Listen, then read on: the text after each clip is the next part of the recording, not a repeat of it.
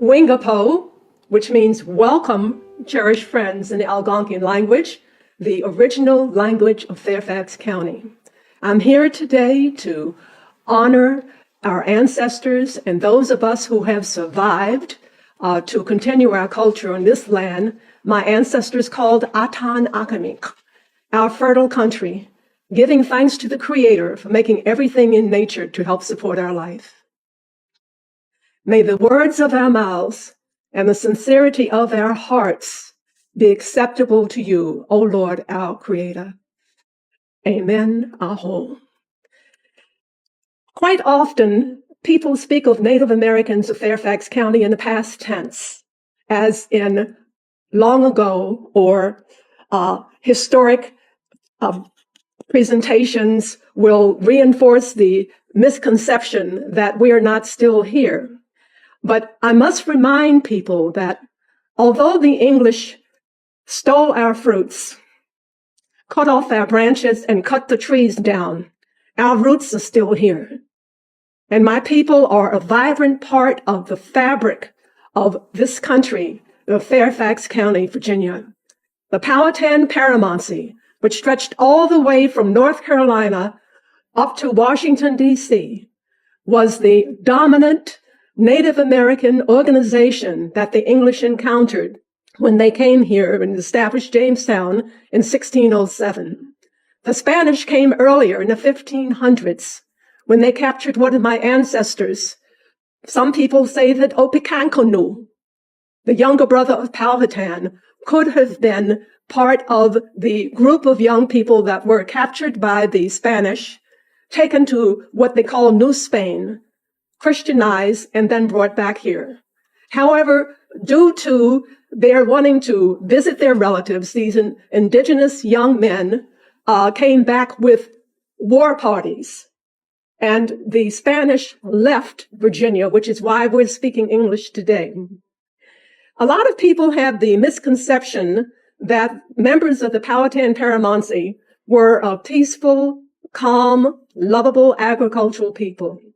I come from a warrior society, and we were the first to defend our homeland.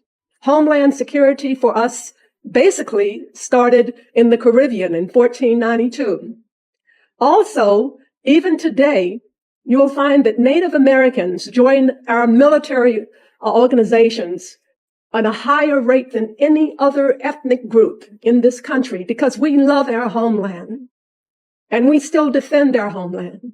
Although some people want to make us strangers in our homeland, as opposed to others who have come here in a strange land, we are still here. There are all sorts of evidence throughout Fairfax County and what we call the DMV area, the District of Columbia, Maryland, and Virginia, that are a testimony to our presence. Some of the petroglyphs at Great Falls are older as 5,000 BC. We consider the fabric of Fairfax County and this country a coexistence of all different cultures, starting from 1607 and 1500s with the Europeans. And from 1619, we had a convergence of Africans that were documented as coming here to this country. We also had a very large percentage of indentured Europeans who came to Fairfax County.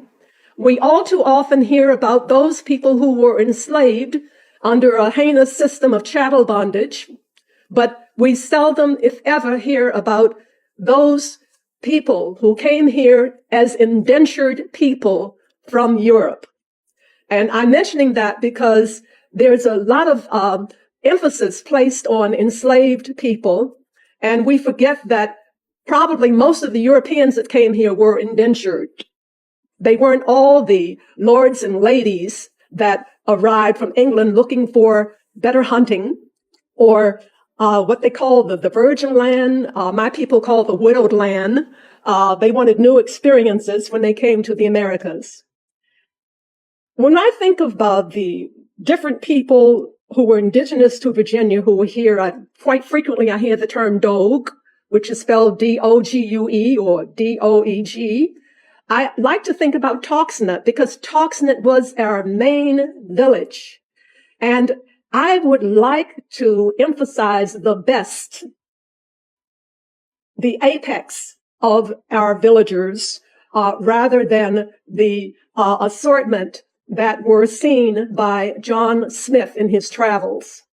He didn't go far inland, so we don't have people telling us today about the many other Indian villages that were inland, away from the water's edge areas.